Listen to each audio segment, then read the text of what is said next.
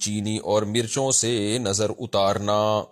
کیا چینی یا مرچوں سے نظر اتارنا جائز ہے؟ بنت عارف واہ کینٹ سے.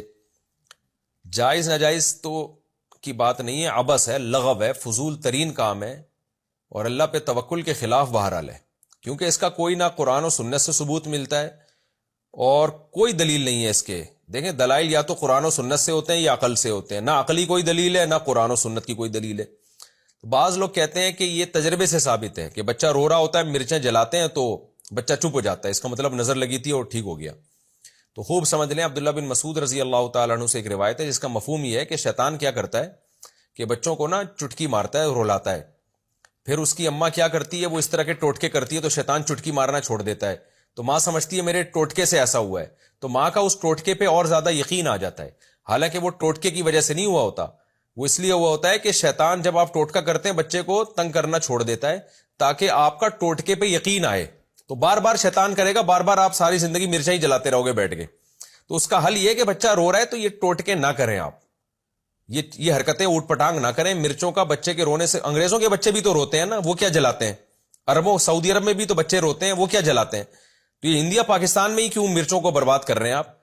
تو یہ فضول حرکت ہے، چھوڑ دیں اس کو. میرے اللہ کا شکر ہے، اللہ کی دین ہے، میں تکبر میں نہیں کہہ رہا اور کوئی شو مارنے کے لیے نہیں کہہ رہا، اللہ نظر بس سے بچائے. میرے 15 بچے الحمدللہ، آج تک ہم نے نہیں کسی بچے پہ مرچیں جلائیں. ہمارے بچے بھی اللہ کے فضل سے بڑے ہو گئے، تو کچھ چھوٹے ہیں، کچھ بیچ میں ہیں، کوئی بڑے ہونے کی کوشش میں لگے ہوئے ہیں. تو ہر طرح کے بچے الحمدللہ ہیں. تو ہم تو نہیں یہ حرکتیں فضول قسم کی، نام نے کبھی پی لیے کہ جھڑوایا، نہ کبھی جوتے دلوایا ان کے گردن میں.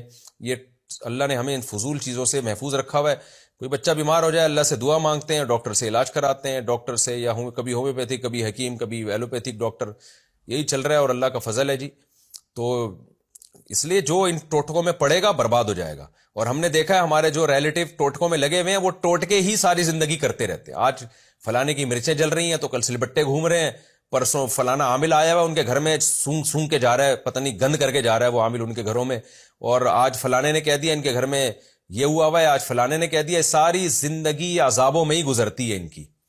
تو اللہ کے پر توکل کرو میرے بھائی. جب کوئی مسئلہ ہو، بچہ بیمار ہے، رو رہا ہے، زیادہ سے زیادہ سورہ فاتحہ، سورہ فلق، سورہ ناس پڑھ کے دم کر دو. اور کتنی اچھی دعا نبی صلی اللہ علیہ وسلم نے سکھائی ہے. حضرت حسن حسین پر آپ صلی اللہ علیہ وسلم وہ دعا پڑھا کرتے تھے، اعوذ بکلمات اللہ التامہ من کل شیطان وہامہ ومن کل عین لامہ. یہ نظر سے بچنے کی دعا ہے، یہ دعا پڑھ لیا کریں، بچے پہ دم کر دیا کریں، بس اتنا کافی ہے. مرچوں ویسی مہنگی ہو گئی ہیں اور ان چیزوں میں بھی مرچوں کو آپ کر رہے ہیں، تو آپ جلانا چھوڑ دیں، شیطان تنگ کرنا چھوڑ دے گا.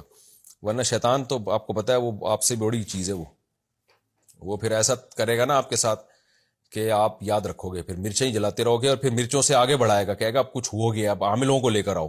پھر وہ آئیں گے گھروں میں، سونگیں گے آپ کی بنیان اور چڑیاں.